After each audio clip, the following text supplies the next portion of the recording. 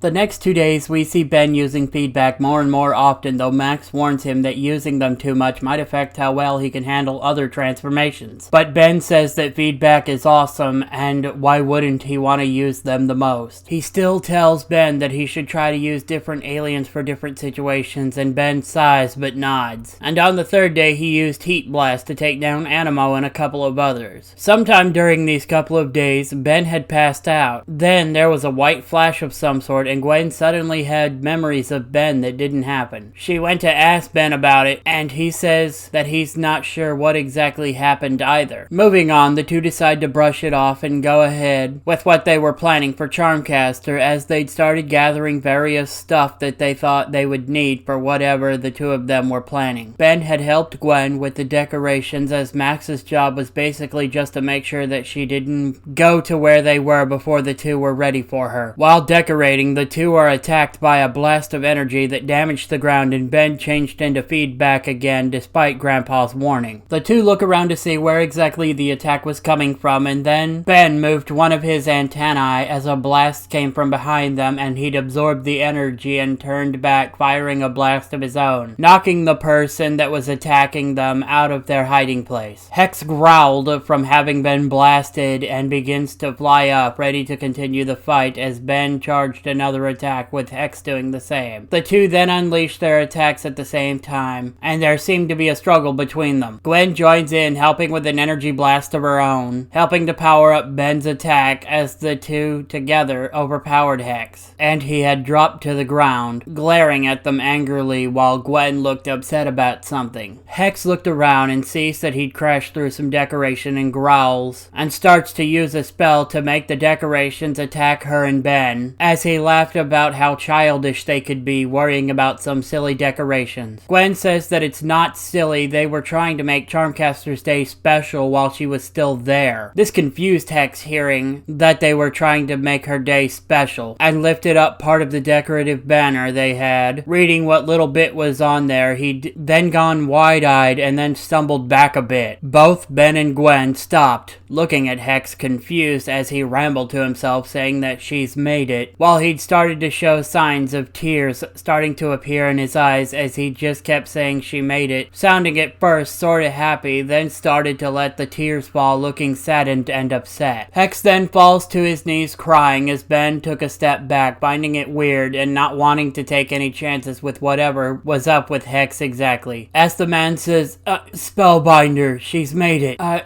almost failed you. Dear Spellbinder, what have I been doing? As he then falls forward, using his hands to keep himself propped up. Hex begins to cry about whomever this Spellbinder was, begging for their forgiveness, that in his lust for power he'd lost track of what was important. He almost lost the only one he'd had left. He'd driven her away, questioning aloud what kind of man he'd even become without their guiding heart. Gwen is kind of at a loss of what was going on, and asks Hex just who exactly is Spellbinder, as Hex looks up at her, looking like he was a broken shell of the villain he was just a moment ago. He then tells them something they didn't expect. Spellbinder is my brother, and the father of Charmcaster. This new information surprised them. Charmcaster had told them her father died saving her and Hex, but that was about it. Never any of this. I promised my brother I would look after his dearest daughter and only child. He continued on before punching the ground in anger, going on to say that in his rage he'd lost himself to revenge, and the power had corrupted his mind, that he's no better than the one that had taken Spellbinder from them. Ben changes back to human and tells Hex there's still time to make things right, walking over to him and holding out his hand to help them. Looking up at Ben for a second, he'd seen a flash of Spellbinder and nodded, taking his hand as Ben helped him back up. Hex then begins to use his magic to fix up the decorations he'd destroyed. They'd given Max the okay to get Charmcaster their way, and so the two had come over, as Charmcaster looked surprised to see that they'd set up a party just for her. She says that it had been a long time since she'd celebrated her birthday, as Hex then apologizes for that, immediately getting her onto the defensive, glaring at him. Hex apologizes again to Charmcaster, telling her that he'd lost his senses without Spellbinder there to steer him back